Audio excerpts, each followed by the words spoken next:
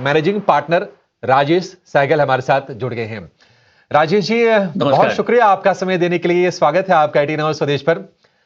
राजेश जी, आजकल इंटरव्यू की तैयारी करनी कितनी कठिन हो गई है सर, क्योंकि नई चीजें बातचीत करने के लिए कुछ है नहीं।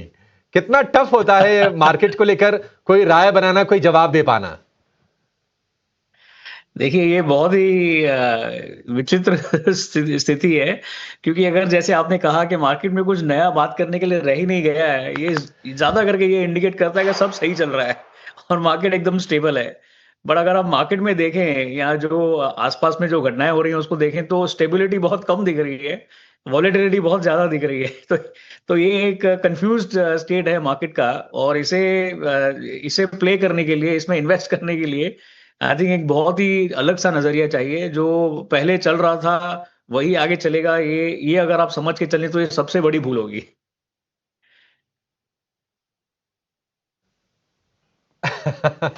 तो राजेश जी, ये बताइए कि स्टेबिलिटी अभी जो हमें दिख रही है, मतलब ठीक है, नीचे 22,200 नहीं टूट रहा है, ऊपर 24,200 पार नहीं हो रहा है और बाजार उसी के बीच में हमें दिखाई दे रहा है। इस स्टेबिलिटी जी। से खुश होना है, या फिर आपको लगता है कि अगर किसी को निवेश की प्लानिंग करनी हो लंबी अवधि के लिए, तो अब ज्यादा जी, चिंता जी। करने की बात नहीं है, क्योंकि लेटर और सूनर ये युद्ध तो खत्म होना ही है। अब कब जी। खत्म होगा, किन शर्तों पे खत्म होगा, बस सवाल यही रह गया है। जी, जी, जी। नहीं, ऐसे देखिए, जहाँ भी पूरे विश्व भर में जहाँ भी ये वॉर का सिचुएशन शुरू हुआ है, वो ज़्यादातर बहुत ही आसानी से ख़त्म नहीं होता। तो उसका एक अगर हम ये सोचें कि ईरान में जो स्थिति हुई है या इज़राइल की जैसे आपने बात की, उसमें एक कन्क्लूसिव एंड हो जाए ये सब वॉर का, इस फ़साद का, तो वो नहीं होना है। वो एक्सपेक्टेशन करना थोड़ा अनरियलिस्टिक होगा। बिकॉज़ वॉर को ख़त्म करने के लिए किसी का जो जो वॉर कर रहे हैं, वो दोनों पार्टीज़ में किसी का इंटरेस्ट नहीं है कि ये वॉर ख़त्म हो। तो आई थिंक ये एक एक्सपेक्टेशन हमें छोड़ देना चाहिए। आप देखिए, भारत और पाकिस्तान के बीच का जो जैसे सिचुएशन चल रहा है, वो देखिए। सालों से चलता आ रहा है, कभी ख़त्म होता है, फिर शुरू हो जाता है, फिर कुछ एक इंसिडेंट हो जाता है।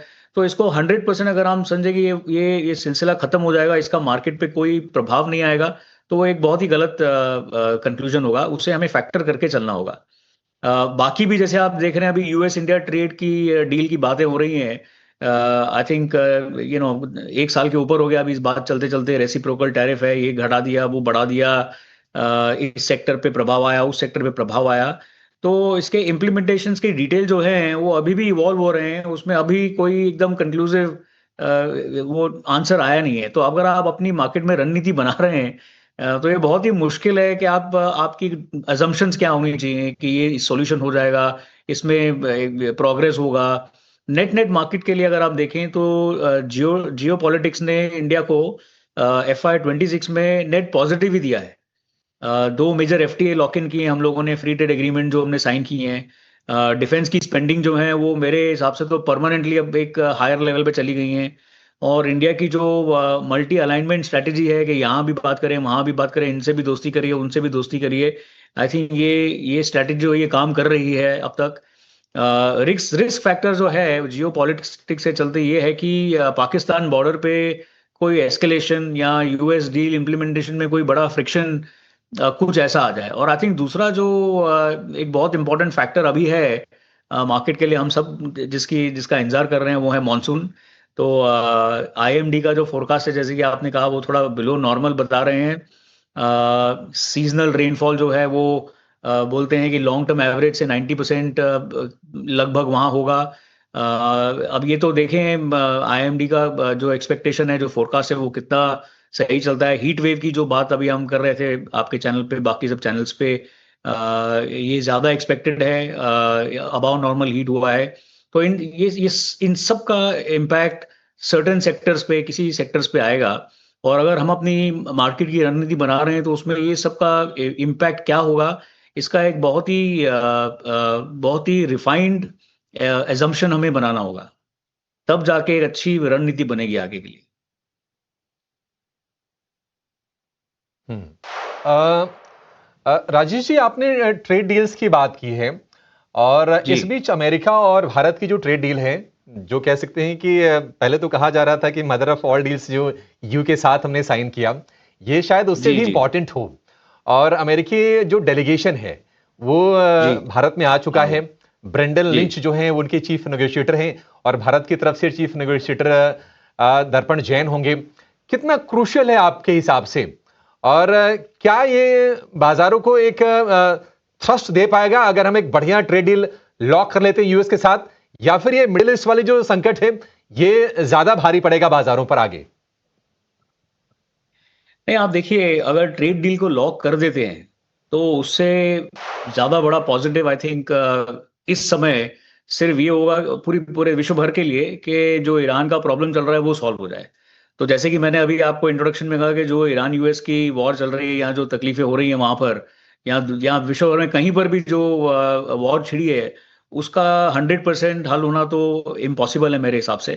तो उसको अगर आप निकाल दें पिक्चर से, तो दूसरा इंडिया के लिए सबसे बड़ा पॉजिटिव यही होगा कि इंडिया यूएस का जो एग्रीमेंट है, वो जो इंटरिम फ्रेमवर्क उन्होंने एग्री किया है, आई थिंक वो इम्प्लीमेंटेशन हो जाए, उसमें क्लैरिटी आ जाए। तो आई थिंक ये बाजार के लिए इससे ज्यादा स्टेबिलिटी और कहीं से नहीं आ सकती है। तो ये बहुत ही इंपॉर्टेंट है, ये जो यूएस की डेलीगेशन आई हुई है। होपफुली इसी इसी इसी चक्कर में इनका इसी समय इनका सोल्यूशन निकल जाए। लेकिन इसकी आई थिंक ये बात, जैसे मैंने कहा स्टार्टिंग में, 1 साल से ऊपर हो चुका है, इंडिया यूएस की बातें चल रही हैं। ऐसा लग रहा है कि अभी सोल्यूशन आ जाएगी, और अगर सोल्यूशन आई तो ये मार्केट के लिए बहुत ही बड़ा पॉजिटिव होगा।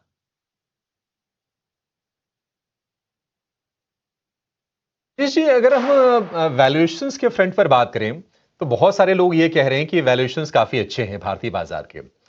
निफ्टी का जी अगर हम जी करंट पी देखेंगे तो 20 के आसपास का है। लेकिन ये तो तब अच्छा होगा ना जब हम हमारी अर्निंग्स भी अच्छी हो जाएंगी। अगर हम जी Q4 की अर्निंग ग्रोथ की बात करें तो ये 6% से लेकर 12-14% रही है, मतलब कि लो टीन में रही हैं जो प्रॉफिट की जो ग्रोथ रही है। आपको कैसा लगा है Q4? और क्या सिल्वर लाइनिंग आपने देखी है नतीजों में? नहीं, आई थिंक Q4 अगर आप देखें तो ओवरऑल जो निफ्टी 50, अगर आप लार्ज कैप की बातें करें, तो उसमें रेवेन्यू ग्रोथ एक डबल डिजिट में आया है। प्रॉफिट ग्रोथ जैसे कि आपने कहा 5-6% के आसपास आया है, तो लो है। तो मार्जिन कंप्रेशन हुआ है अक्रॉस द बोर्ड। लेकिन जो ब्रॉडर मार्केट अगर आप देखें, मिड कैप स्मॉल कैप इन सबको अगर आप साथ में देखें, तो काफी ज्यादा आउट परफॉर्म किया है मार्केट ने, क्योंकि मिड कैप में तकरीबन 25% के ऊपर का प्रॉफिट ग्रोथ दिखा है। और जो लार्ज कैप में ग्रोथ जो दिखा है प्रॉफिट का, वो 12-14% था। तो ओवरऑल अगर आप देखें तो मिड कैप स्मॉल कैप का फाइनेंशियल परफॉर्मेंस काफी अच्छा रहा है।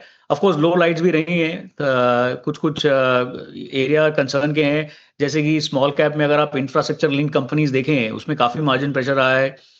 फार्मा के स्मॉल कैप में देखें, उसमें भी वीक अर्निंग्स आई हैं।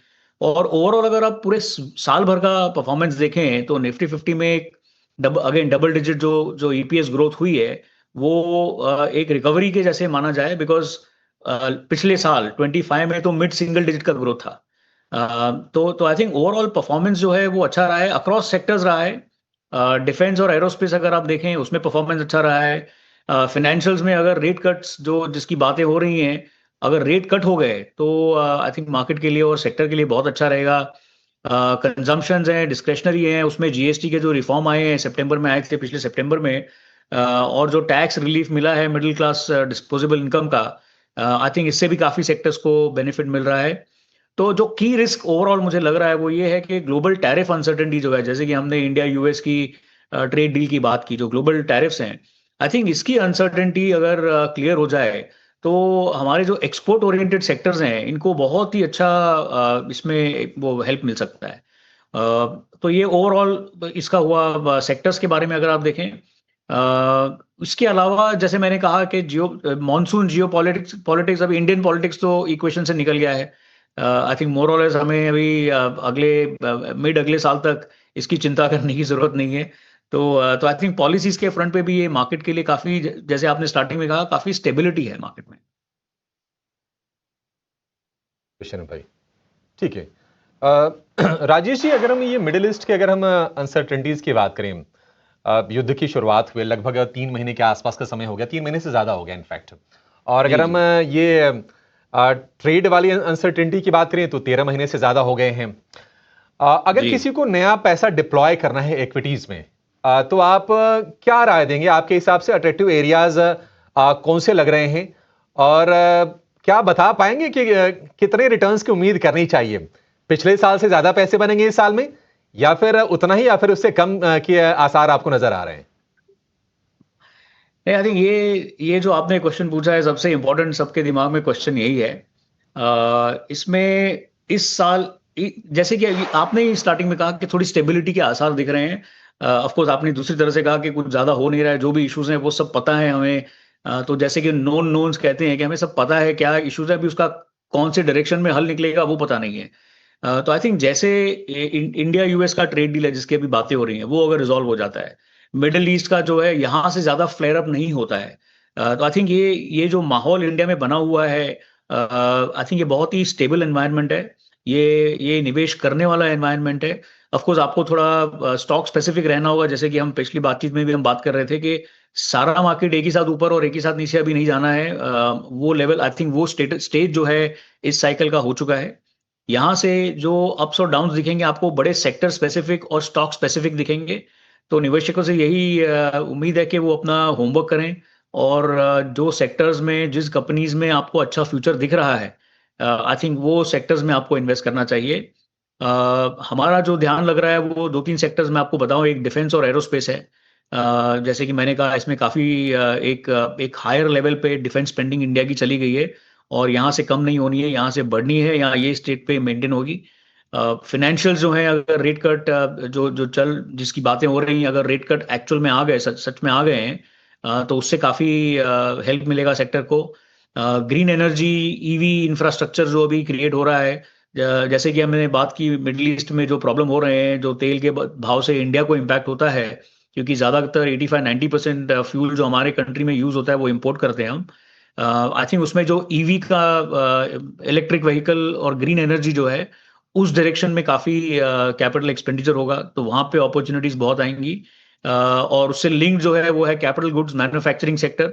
आई थिंक प्राइवेट कैपेक्स जिसका जो अब तक नहीं हो रहा है, आई थिंक अगर प्राइवेट कंपनीज अपना अपना प्रोजेक्ट्स ज़्यादा लगाने लगी और अच्छे स्पेंड करने लगी कैपिटल एक्सपेंडिचर, पीएलआई के चलते जो बेनिफिट्स भी उनको मिल रहे हैं, काफ़ी सेक्टर्स को मिल रहे हैं, तो उससे कैपेसिटी यूटिलाइजेशन जो जो कि थोड़ा बढ़ा है पिछले साल, वो अगर बढ़ेगा और न्यू इन्वेस्टमेंट्स आएंगी, तो ये जो सेक्टर्स हैं, defence, financials, green energy, electric vehicle, infrastructure उसका जो बनेगा, कैपिटल गुड्स मैन्युफैक्चरिंग सेक्टर जो हैं, आई थिंक इन सेक्टर्स पे ध्यान रखिए। इनमें जो कंपनीज आपके रिस्क रिटर्न के प्रोफाइल के हिसाब से आपको समझ में आती है, आई थिंक उसमें निवेश करने का समय है। ठीक है, राजेश जी ने विस्तार से आपको बता दिया है कि कहां पर कौन से एरियाज में और क्यों आपको नजर रखने की जरूरत है, और किस तरह से आप अपने पोर्टफोलियो में इक्विटीज को कैसे प्लान कर सकते हैं और कैसे सेक्टर एलोकेशन आप कर सकते हैं।